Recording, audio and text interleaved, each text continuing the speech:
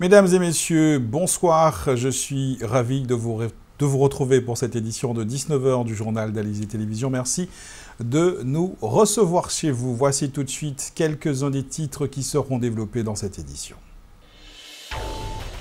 Les inscriptions sur les listes électorales se poursuivent exceptionnellement jusqu'au 31 décembre. Dans les mairies, les services des élections n'arrêtent pas de recevoir du monde. À partir du 1er janvier, les conducteurs dont les vitres avant seront surteintées et couperont d'une amende de 135 € et d'un retrait de 3 points sur leur permis, une loi qui ne plaît ni aux automobilistes ni aux spécialistes du vitrage. C'est bien connu, la musique adoucit les mœurs, c'est moins connu, elle agit aussi sur la santé. Reportage à suivre sur un programme de musicothérapie qui fait du bien. Le journal Rony Nabal. Le mal inscription touche des millions de Français. Non, ce n'est pas une pathologie saisonnière, mais une anomalie administrative. Il s'agit des électeurs ayant déménagé mais n'ayant pas encore procédé aux formalités pour leur changement de liste électorale. Ceux-là ont jusqu'à samedi pour se faire inscrire dans leur nouvelle commune de résidence s'ils souhaitent voter dans un bureau de celle-ci pour la prochaine élection présidentielle. C'est aussi la même démarche pour toutes celles et tous ceux qui souhaitent participer aux 2 élections du calendrier électoral de 2017. Exceptionnellement pour les retardataires, les services des élections des mairies seront ouverts ce samedi 31 décembre dans la matinée. Direction la commune de Petit-Bourg où les inscriptions de dernière minute se multiplient à l'approche de la date fatidique. Reportage Muriel Barlagne. Au service des élections de la mairie de Petit-Bourg, on a remarqué une augmentation de la fréquentation dès le mois d'octobre. L'élection présidentielle organisée en avril prochain est un rendez-vous que l'on ne souhaite surtout pas rater. En ce moment, les agents reçoivent environ 60 personnes par jour et doivent traiter le même nombre d'inscriptions en ligne. Nous avons des jeunes, hors inscription d'office, c'est-à-dire les jeunes qui s'étaient déjà inscrits par l'état civil. Donc ce sont des jeunes qui n'avaient pas fait d'inscription, cette inscription des 3 jours au recensement. Nous avons des gens qui viennent habiter sur le territoire de la ville, du territoire de Petit-Bourg. Et nous avons des personnes qui veulent se radier dans une commune et qui veulent participer, veulent voter à la ville de Petit-Bourg. À 31 ans, Ignace fait de nombreux déplacements. En 2017, il sait qu'il sera à Petit-Bourg et compte bien remplir son rôle de citoyen.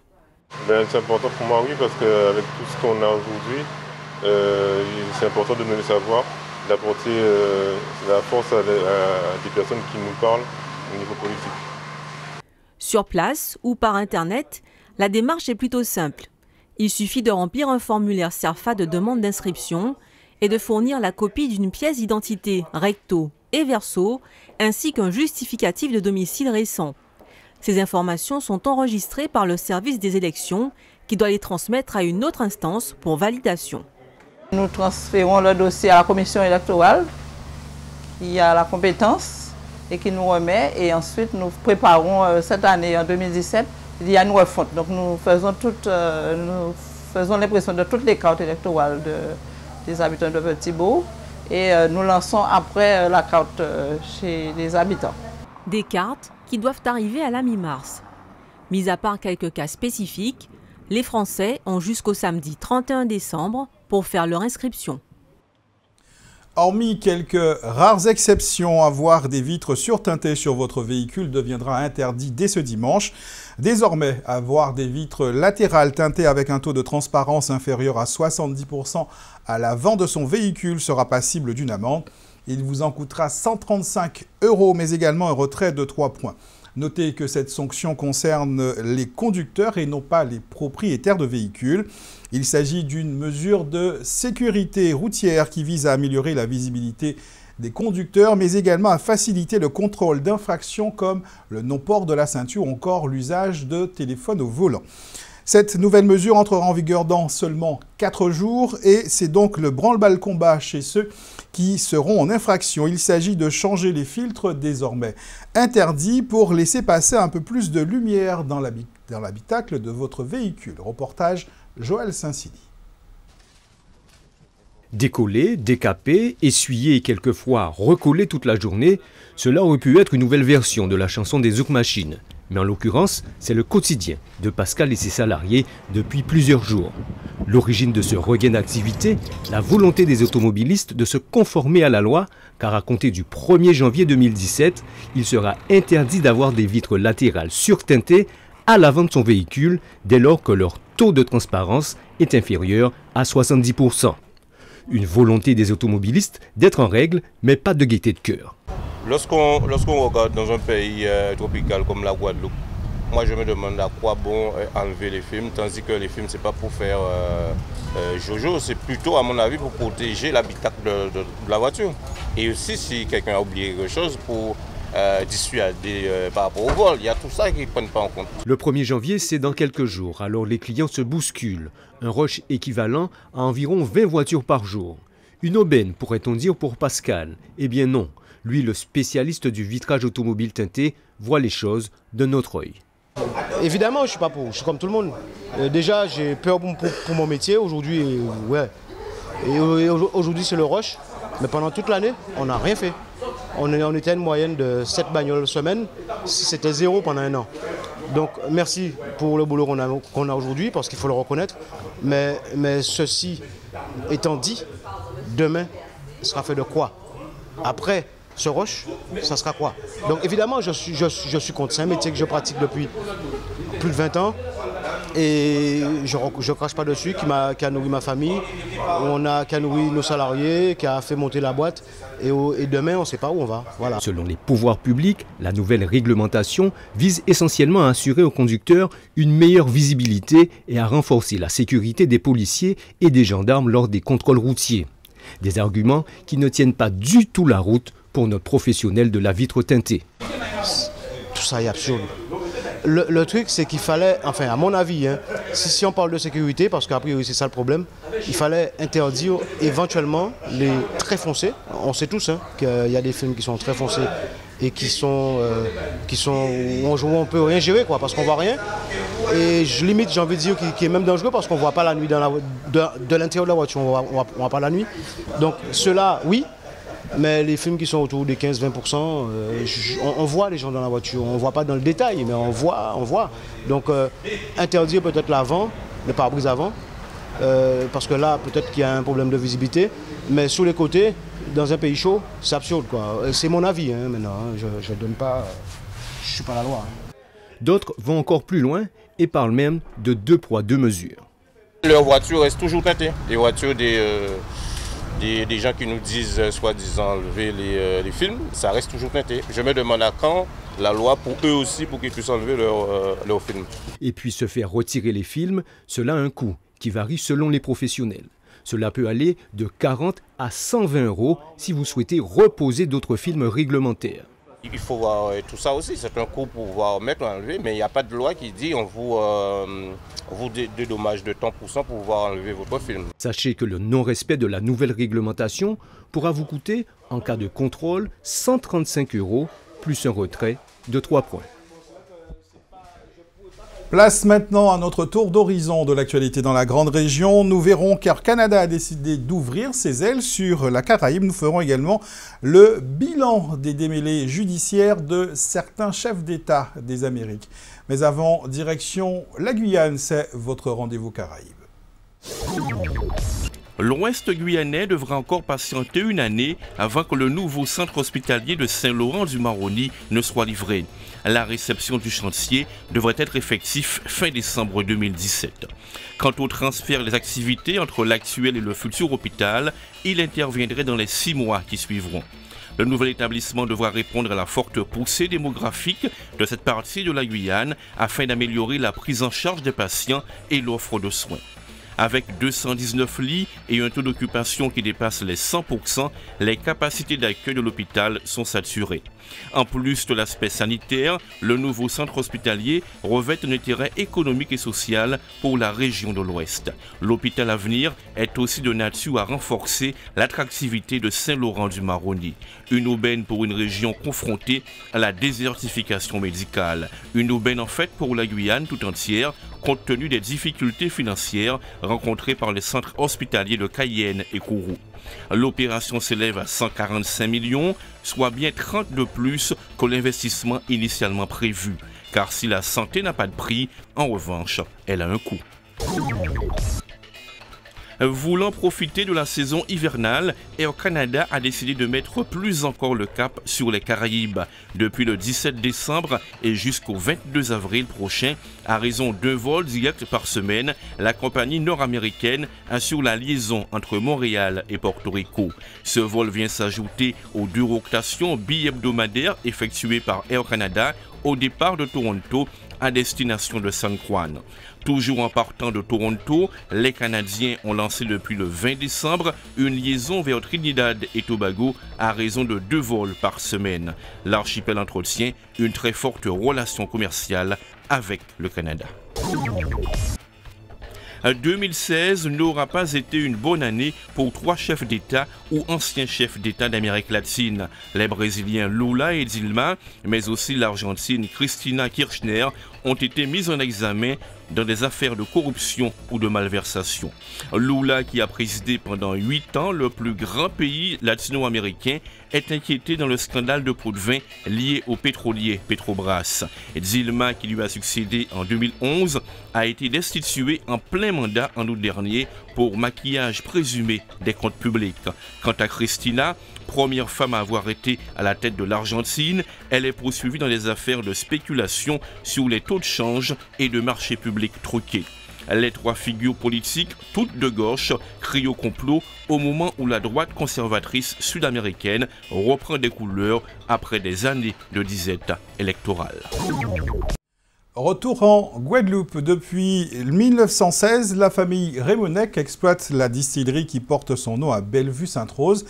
Elle y produit chaque année 300 000 litres de rhum blanc et y entrepose 1500 fûts de chêne pour le vieillissement du rhum vieux. Depuis 1959, c'est Léopold Rémonec qui a repris l'exploitation agricole et qui en a diversifié l'activité. Visite guidée avec Joël Saint-Cily.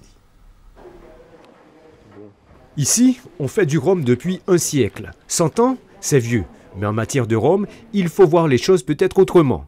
Et Léopold Rémonec peut vous en dire quelque chose. Lui, le témoin direct de ces années de distillation. Son secret, la persévérance. J'ai brûlé en 70, il y a eu le cyclone en 89, Hugo, qui a tout cassé. Eh ben, j'ai eu le courage et la faculté de reconstruire et dans la distillerie, avoir une colonne moderne, la plus moderne des Antilles d'ailleurs, une double colonne à 4 fonctions, où nous pouvons faire des rhums spéciaux comme le JR, allégé, l'équivalent d'un whisky. 100 ans, mais plus que jamais tourné vers l'avenir, ce qui a permis à la distillerie Rémonec de décliner sa production du traditionnel rhum blanc agricole au vieux hors d'âge, doté d'une réputation qui depuis longtemps a franchi les frontières de la Guadeloupe. Nous avons plus de 1700 fûts en vieillissement, de 1 an à 20 ans, ce qui prouve que nous avons une qualité et nous avons une réputation mondiale maintenant, à savoir nous vendons en Espagne, nous vendons en Italie, nous vendons en Suisse depuis 15 ans. À la distillerie de Bellevue-Sainte-Rose, la capacité de production est de 1000 litres de rhum par heure, une production malheureusement limitée par les quotas d'exportation. Les quotas ont été bloqués par les gros industriels, et qui fait que nous manquons de quotas à l'échelon national. En Guadeloupe, il n'y a pas de quotas. Et bon, enfin, il y en a qui se font la paire belle parce qu'ils ont une organisation dans l'alimentation et autres. Mais au niveau national, nous produisons en 500 000 litres de rhum, nous pouvons faire le double et même plus, mais il faut pouvoir le vendre, surtout le rhum blanc. Quoi qu'il en soit, le rhum Rémonec a certainement encore plusieurs beaux siècles devant lui. à en croire les nombreuses récompenses obtenues par le biais de différents concours agricoles et surtout grâce à son ancrage viscéral à cette terre de Guadeloupe. Partons à la rencontre de Janie Katsos. Elle est musicothérapeute depuis une trentaine d'années et depuis une année et demie, elle traite régulièrement des personnes dépressives, des patients atteints de troubles cognitifs ou encore souffrant de maladies neurologiques. Sa thérapie est liée à l'utilisation des sons, une pratique qui peine à se faire reconnaître en France. Reportage Muriel Barlagne.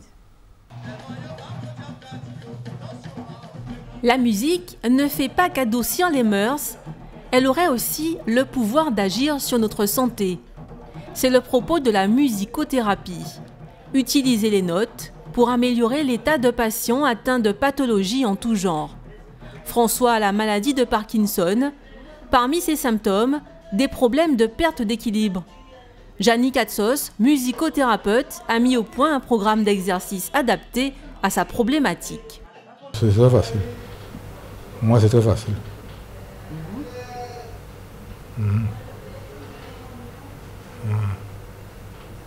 Et ensuite, vous vous sentez comment?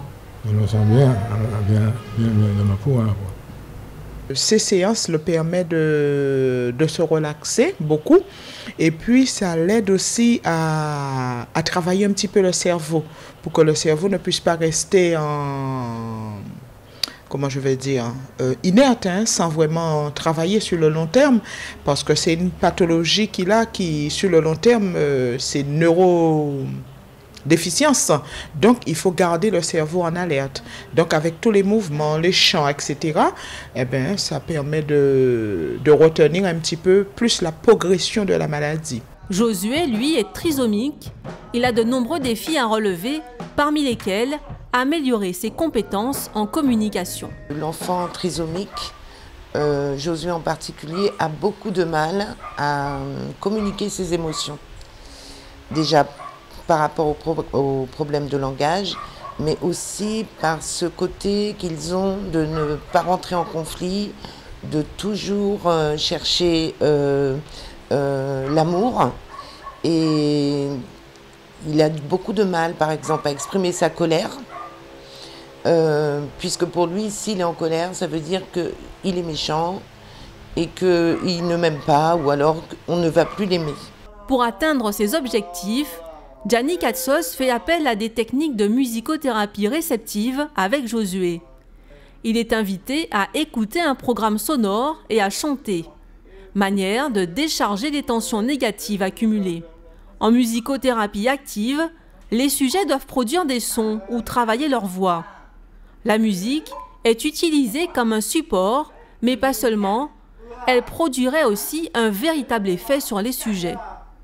Moi, je travaille beaucoup avec les fréquences qui vont agir sur le système nerveux.